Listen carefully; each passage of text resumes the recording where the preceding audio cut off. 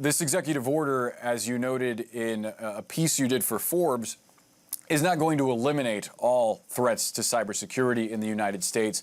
But in your eyes, it was a step in the right direction. Why?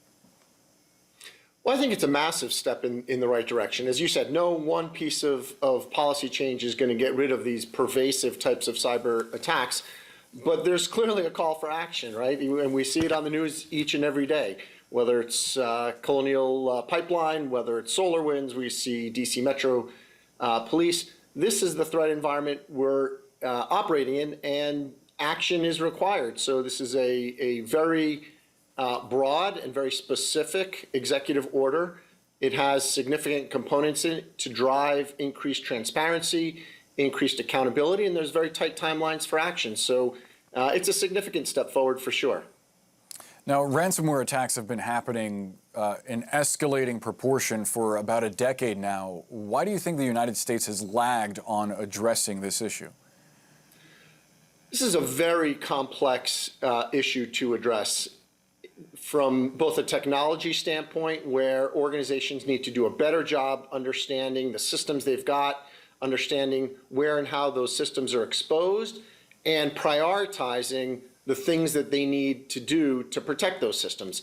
And that is much easier said than it's done in practice, because systems are not just the desktops and servers and workstations and computers that we're used to talking about. It's also control systems, the computers that connect to physical devices, the robotics that deliver in manufacturing and in oil and gas distribution. And so these environments have become incredibly efficient and incredibly complex in recent years. And so there's the technology problem, there's the law enforcement problem, where many of these criminal gangs are operating overseas and in some instances in countries which don't have cooperative law enforcement agreements or condone these activities, and there's complex policy issues involved as well. So there's just a lot going on to address these things. The best thing the organizations can do is better protect themselves.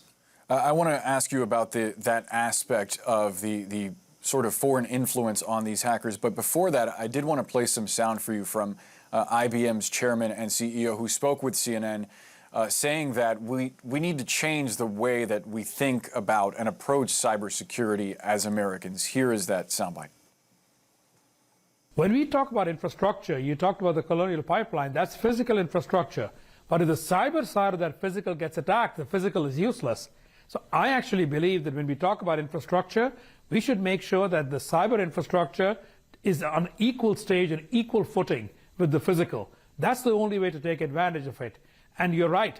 I have said before, we should have a NASA-style program.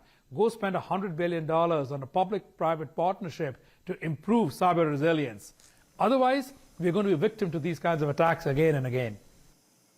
He's talking about cybersecurity as a part of infrastructure. Meantime, the White House is promoting this $2 trillion infrastructure plan that doesn't really address cybersecurity in any meaningful way.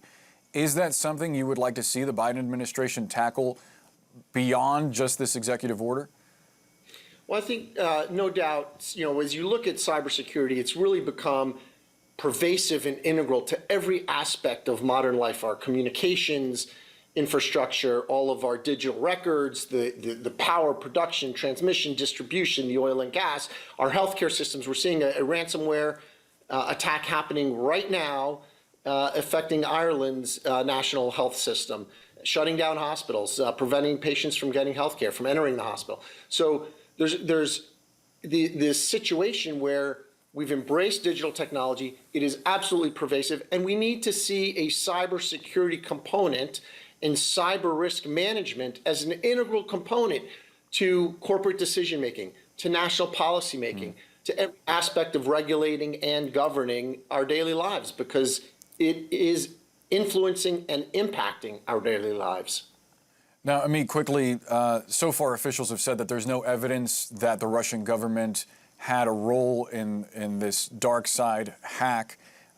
Is it feasible that an attack like this could have been mounted without support, at least tacitly, from the Kremlin? Well, it is, anything is feasible in the cyber domain, as you know, and attribution is extremely difficult to establish. We do have incredibly strong capabilities in the private sector, in the threat intelligence providers, and we have incredibly strong capability in our national intelligence and law enforcement organizations. So attribution, while difficult, certainly is possible. Whether there's tacit approval, whether there's direct guidance, or whether there's just a complicit acknowledgement or allowing these types of activities, in any event, national governments and sovereign states are required to provide reasonable policing capabilities within their borders where those criminal gangs operate and where they're impacting so many American lives or critical infrastructures in Ireland and other nations around the world. So that is part of the national policy debate and part of international law that needs to continue to be fleshed out and action taken.